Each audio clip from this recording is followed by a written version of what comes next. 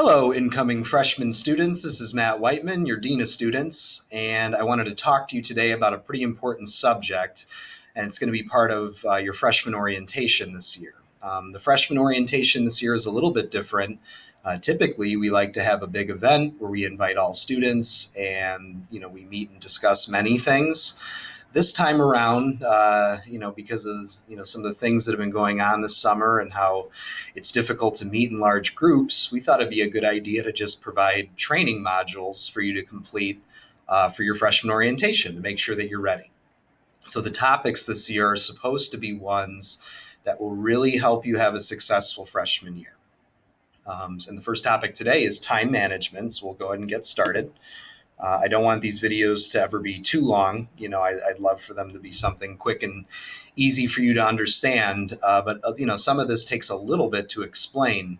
But I feel like once you hear it, it's going to be good advice, and it's going to be things that you can apply to your day-to-day life here at Hobart High School, or if you're learning at home. So I called this presentation How to Keep All Your Plates Spinning, or How to Manage Your Time. I don't know if you've ever seen a plate spinner before. If you look at the picture that's on your screen, that's an example. It's kind of like a trick that you would see at circuses and things like that, where you desperately are trying to keep plates spinning on very skinny poles. And what has to happen is, the man or woman would have to run to each plate and spin it really fast, and it would stay going for a while, but then they got to run to this other plate. And then what usually happens eventually is there's too many plates, there's too much spinning, and then they fall down and crash. Well, I don't want you to fall down and crash this year. I want you to, be able to keep your plates spinning, all the different things you're going to have to do coming to the high school and as a freshman. So time management has a lot to do with that. First and foremost, if you struggle with time management, the single most important thing that does to you is it stresses you out. I know that it's tempting to focus on the teachers who are harping on you to get the work turned in. Maybe you have to go see a dean and then they're telling you, hey, your grades might be poor, not what they could be. That causes a lot of stress in your life because nobody likes to have things hanging over their head. So first and foremost, it stresses you out, and that's why I'm trying to help. You might end up failing a class, where you could have maybe got a C or higher or even better, simply because you let yourself get overwhelmed. The missing assignments might pile up. Your opportunities to seek help from the teacher, you might not be taking them. So another really serious consequence is it ends up in much worse grades sometimes than you would have gotten if you could manage your time better. Another point is that students confuse not getting it with not working toward getting it. We could use math as an example. Everyone remembers when you had to learn 2x equals 6. When you first learned an algebra equation like that, I'm sure it was new, scary, a little different to have to think about variables. And imagine if you looked at a problem like that, having never seen a variable and saying to yourself, well, forget it, I quit. I don't know what that is. I don't understand it. I don't care who tries to explain it to me. With an attitude like that, it's going to be difficult to learn and be able to build for new concepts. If you have the attitude of you're working toward getting it, that's very different. Okay, teachers notice that, they see the effort that's behind it, and you'll likely be rewarded for it. Unfortunately, poor time management usually creates poor relationship with staff. When you have teachers that are on you all the time to get work turned in, or to maybe study more for a test, be better prepared, bring your materials, that creates tension in a classroom. Okay, because again, they have to say it to you in the room, and that might be in front of friends. It might be embarrassing, and then it's tempting to get upset at the teacher, and round we go. So we want to avoid those poor relationships by, yes, utilizing our time well and showing our teachers that we prioritize correctly. And then finally, a misuse of study hall time. Many of you incoming freshmen are scheduled for a study hall. I think that's a very good thing.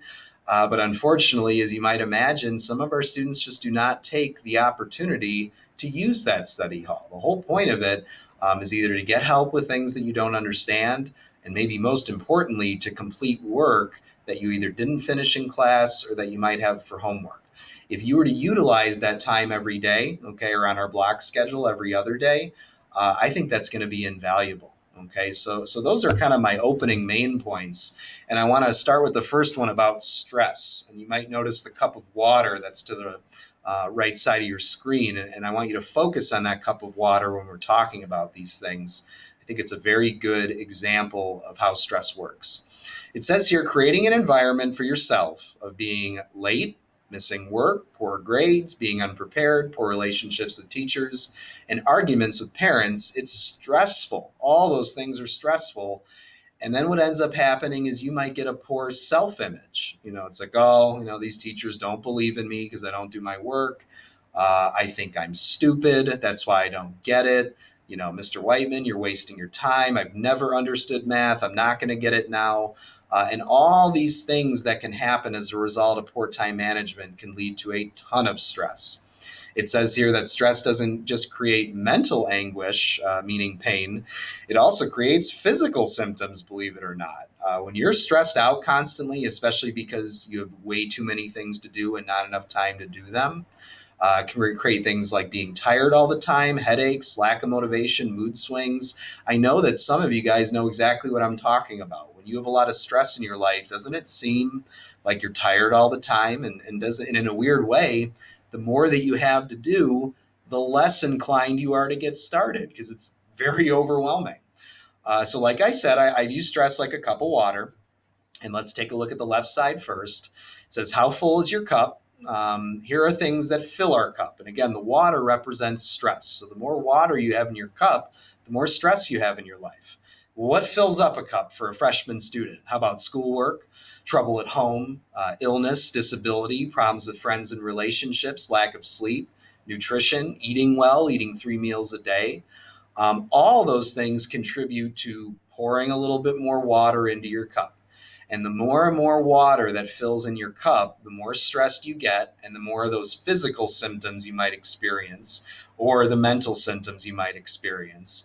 And then look what it says here. When our cups overflow, we become stuck, experience negative emotion, and it's very difficult to do your work and enjoy life. And look at that last part, enjoying life. I want you to come here and have fun and feel confident and accomplished at the end of the day, not like the day kicked your butt. Okay. So here are things that empty our cups. It's good. There's good news. We don't have to leave the water in our cup. That stress we can manage. And we actually have the ability to maybe dump out some water from our cups so that we feel better. And what does make us feel better? How about being organized and punctual, meaning on time? Positive relationships at home with parents, guardians, siblings, etc. The right support system in your life. And yes, that includes friends that support you and are never against you. Or if they do have something negative to say to you, they do it very nicely. How about friends who love you and love you back, like we just said, and then proper sleep, diet, and exercise, with an especial emphasis on that exercise component at the end. Exercise has been shown to be one of the best natural ways to relieve stress. And then when the water is poured out of our cup and we don't have it so full, the biggest benefit is you get confident. When you feel on top of things and like you don't have a bunch of missing work or too many assignments to do or too many tests to study for, you get confident because you perform better. Okay, so the concept of time management might sound boring, okay, and it might sound like something that's not all that important. To me, it's almost everything, and it's again related to the stress component. Okay. Yes, now that you're at the high school, you need to worry about credits. Okay. At the middle school, they did not have a credit system. And if you performed poorly in classes in general, you were still kind of moved along. Okay. And you were still promoted to the next grade and et cetera. And with few exceptions, that's generally the way it works. Not at the high school. Okay. You must earn credits to earn a diploma. And for every class that you fail, especially in your freshman year, it can really put you behind and make it difficult to graduate on time. Okay. In fact, they say that your freshman year is infinitely more important than any other year of schooling. Studies show that if you have a successful freshman year, you are really likely to graduate high school on time. If you don't have a successful freshman year, say like, 2 or 3 failed classes in a semester, and absences and behavior issues too. I believe it was something to the effect of an 80% reduction in the chances that you can graduate high school on time. So credits matter. Okay, and every class that you take that has a credit, it matters. And I don't, if you can only pull getting a D and that's the way that you pass the class, okay, I'd much rather have that than a failure. Okay. So it says and again, we went over many of these things. I will mention the middle point there. It truly is rare if you complete your work and stay with the class that you would actually fail it. I'm not saying it doesn't happen, but it becomes very unlikely when you stay on top of the work. You're also going to notice at the high school that there's more emphasis placed on tests, okay, and assessment and things like that. But in general, if you're completing your work and turning it in on time, it's very difficult to fail these classes, okay, because your effort is rewarded, in one way with grades, but then your effort is also rewarded by likely doing much better on the assessments than if you're not keeping up with your work. And I want to read this point carefully here. It says the best way to create enough time to complete assignments is to reprioritize what receives time in your life. Now, let's just stop there for a minute. If you wanted to right now while I'm talking, you could start making a list of what takes up your time during a typical day. And I don't just mean at school. I mean when you get home, say 3:30 if you don't participate in an extracurricular activity. From that time until, I know what you guys do, until midnight, what are you doing? Okay? How are you utilizing your time? Are you honest with yourself and say, hey, if I'm able to spend 3-4 hours on a device or on a gaming system, which I love to do, by the way, could I be putting more time into my schoolwork if I have time to text my friends all day, every day, all night, and get wrapped into very detailed conversations for hours on end? Could I keep doing that, but reduce the time I do that to make sure I have more time for my assignments? Are you overloading yourself with maybe too many extracurriculars or even a job after school? I want you to take a look at what you spend your time on. And the best way to stay on top of your schoolwork is to prioritize it. You can't be successful at something in your life if it's not a priority. I hate to always use sports examples, but I do love sports.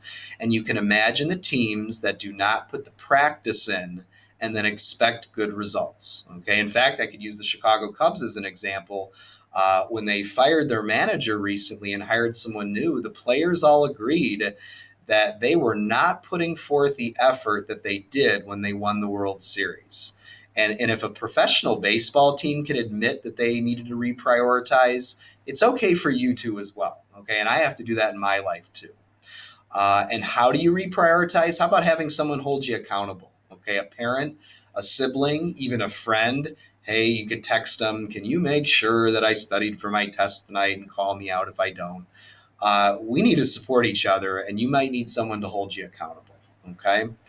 The next point here is the difference between I don't get it or I don't get it yet, okay, or the way I explained it before, I'm working toward getting it. Let's go over the bullet points here for what happens when you say you don't get it. What you're saying is that you're quitting before you're starting, okay, because declaring that you don't get it is kind of like a final statement. It's implying that you tried, okay, but again, if you say that at the very beginning, we know you haven't quite yet. You're making the decision to not invest time into trying to learn the concepts. You're inevitably creating more work for yourself down the road because then instead of having to do work just for that night, you have that work piled up over several nights. And would you really be motivated to try to get new concepts that you don't understand when you have all this work overloaded in your life? Probably not. And then finally, you're not going to feel confident when you constantly are giving up at the first sign of trouble. Okay. I could compare it to baseball as well. Sometimes when our players are practicing, they might go in the batting cage and have a really poor session. Now imagine if after that one poor session, they said, you know what, that's it, I quit. Well, for the rest of their lives, they might think, you know what, I tried baseball and I'm not very bad at it, or I'm not very good at it. What if they just would have went to coach and asked for help on, you know what, I know I keep swinging the wrong way. Could you please help me fix my swing? Or could you please help me fix this thing I'm doing wrong? And then you learn it and conquer it, and then you are confident. And contrast that when you start the habit of saying, I don't get it yet. When you say, I don't get it yet, that is not a final statement. That's actually the beginning then. You're starting with, I don't get this, but I'm going to try and I will get it eventually. So that's very different than quitting. You're also making the decision to invest the right amount of time. When you don't understand something, and again, this can be applied to a straight A student who's in an advanced class that just, has tried and tried and tried, but cannot understand a concept. Again, you're going to invest the right amount of time to conquer that issue. If you're a student that struggles just to pass a class, think about it. You invest the time into it. Maybe last year you failed a math class or a language arts class, and you work your butt off and then earn a D or higher to get the credit. Again, it's a confidence thing, okay? And it's prioritizing your life, the time you need to be successful. When you're spacing out your work, you're making it more like bite-sized chunks. I have the image of the hamburger up there, and for me personally, that hamburger, I'd have to eat about 100 of those to get full, but at least they're bite-sized chunks. Compare that with taking a Dave's triple from Wendy's and trying to eat it all in one bite. Okay, it'd be very difficult, impossible. And again, when we're relating it to work and school, you're just going to get stressed out. And then again, I know I keep saying it, but you feel so much confident, not just in your school life, but as a human being, when you're putting forth effort and accomplishing things rather than just throwing up your hands all the time and saying, I quit. Okay. We really harped on the concept of your teachers wanting good relationships with you. It says proper time management is also for the benefit of your teachers, which leads to good relationships. Our teachers are always so impressed when we have students who might struggle with time management, but they own it, they communicate it with the teachers, and then they provide solutions. And I could just give you a quick example. There's a huge difference between a student that avoids work, doesn't turn things in, never communicates with the teacher, and then, guys, you know how it goes. It's the last day of the 9 weeks, and all of a sudden you want to turn in 25 assignments. Let's be real with each other. That is not a good way to establish a good relationship with that teacher, okay? Contrast that with the night that you can't complete something, even if it's your fault, even if you stayed up too late and played video games, you stayed up too late talking to friends. The students that own that communicate with their teachers that they're sorry they missed that assignment, or they're sorry they didn't perform as well on the test. And then the students that ask for grace or extra time, or even saying, look, it's all my fault. I know you can give me a 0, but can you make an exception? Wow, are teachers more impressed when you communicate that with them and stay on top of the work rather than just waiting till the end of the semester to try to beg them to give you a good grade, okay? And look what's connected too with the poor time management, not just turning in assignments. How about arriving late? Okay, if you're a student that comes in late to class every day, whether it's online, signing in GoGuardian, or being present in school, not having your materials, even things as simple as a pencil and a notebook, which, by the way, if you lack those materials, come talk to us. We can help you out with that. Yes, the missing assignments, poor test performance, and then true, when we're constantly having these issues with teachers, I see a connection of Dean as misbehavior starts getting mixed into that because there's lack of respect between two people. So all this can be like a snowball rolling down a hill that turns into a gigantic avalanche of snow, that creates a poor relationship. The last points here, it says in terms of simple ways to create time for your classes, how about being prepared with all your materials every day for each class, arriving on time and ready to go, especially important this year with our new COVID procedures and passing periods, utilizing in-class time for work. We're going to be using what's called the gradual release model this year for learning, where you will have in-class time to complete work and ask the teacher questions. I need you to take advantage of that, okay? And think about it, that saves you time later. What if you could complete the day's assignment or the night's assignment right there in class and you don't have to worry about it? So much better than having it on your plate. Utilizing help from your teacher, of course. And then again, I put in bold letters, communicate. I don't care what the excuse is. I don't care what happened the night before. when you communicate it through a friendly email with a teacher or by going to them one-on-one after class, wow, are they impressed? Because I'm going to be honest, that's getting more and more rare in today's society, that people own up and then want to try to find a solution. Okay. We're getting pretty close here. I wanted to mention study hall. Okay. And you see Bart Simpson there. Okay. Getting ready to do some work. I see that it says here, I recommend a study hall for all incoming freshmen. Not that it's mandatory, but because you're literally creating hours of extra time to complete your work.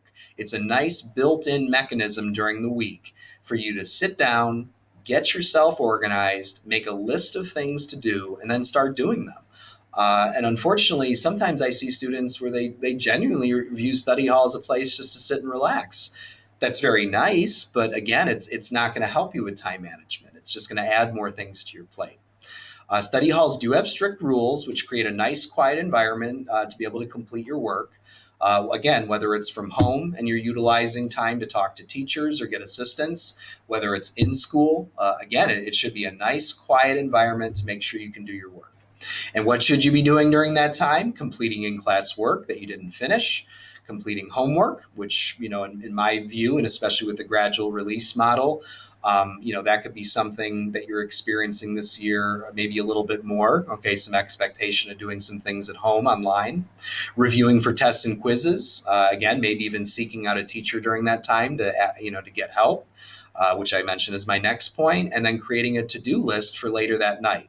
Maybe it's the last 5 minutes of study hall, and before you wipe your desk down, you're going to make that list really quick, and whether it be on your device, on a piece of paper, maybe the teacher gives you permission to make the list in your phone at the end of the hour. We want you making lists like that so that you know what you're up against that night and that week. And then here are my final thoughts, okay? And I use that as an example in my own life. I have a confession. I'm not a very clean person. I'm kind of a messy person, and don't pretend like some of you can't relate. And I'm very jealous of the people that are very clean. So sometimes my house gets messy. And when my house gets messy, it can be very intimidating, because when I think about all the rooms that need to be cleaned or all the chores that need to get done, what happens to me is I freeze up.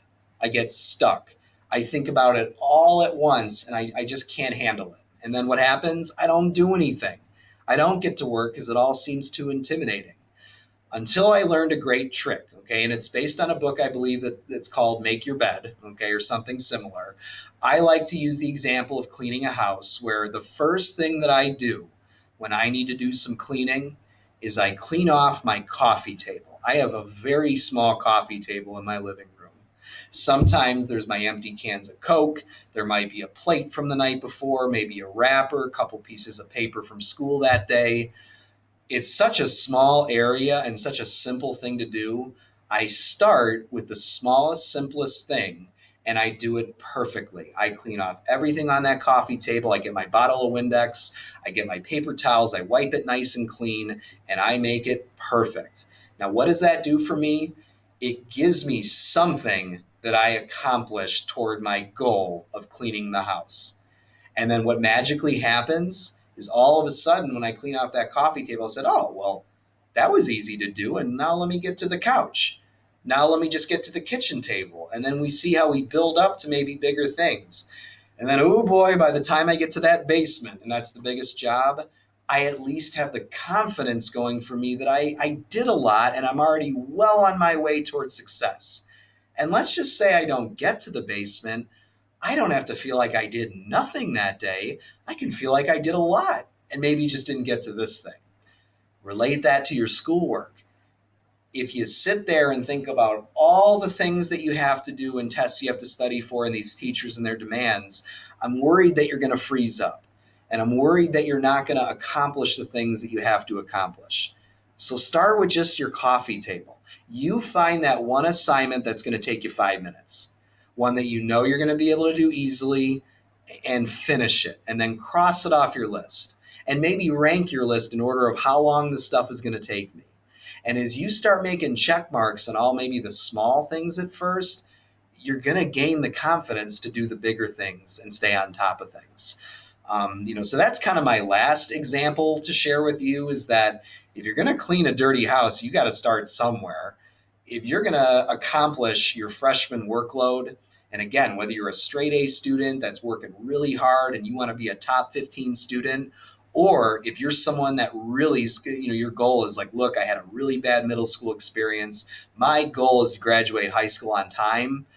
I think this is the way to do it. And time management has a ton to do with it. Okay. So, a few last reminders, and this is more about you. I don't really care how you do this year or who you are. I need you to know that you have infinite value. You are coming to this school as a human being, and all human beings deserve love, attention, help, and encouragement. And that is what we're here for. That's what your teachers are here for. That's what I'm here for. Support staff, secretaries, school counselors, everybody is here to do that for you. So I don't care how much failure you might run into. It does not change your value as a person, and we will always treat you with respect. You do have hope in a future. If school has just always been a struggle for you and you say, Whiteman, I'm sorry, I am not so sure if I'm going to be successful in life. I've never been successful in school. Let me tell you that you have a hope in a future. You're going to be successful someday. Maybe if you weren't the best at school, I don't think that's going to dictate your future in life. Being kind to others, communicating, developing what we call soft skills, which you're going to be learning this year too. I think sometimes those things matter way more than just a letter grade. Okay. The world needs you. You are going to make a difference, and your past does not dictate your future. Just like a video game system, I want you to hit the reset button on your educational career now that you're coming up to the high school. It's like starting fresh. Okay. And I want you to ignore whatever your past was and whatever even if you were very successful, because the high school is a whole different ball game. And I want you to start this year fresh and confident and like you will succeed. And when you start feeling like things are getting out of control and you're going off the rails, you can talk to me. Okay.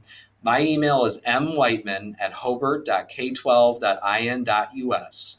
And you can email me anytime. It goes right to my phone, and I try to respond as soon as possible. Okay. So I got a quote here. It's from a great song. If you're tired of the same old story, why don't you turn some pages? Okay. And get to a different part of the story. We're here to help you do that. I'm Matt Whiteman. I'm the Dean of Students for 9th grade. And it was wonderful talking to you today, and good luck in time management.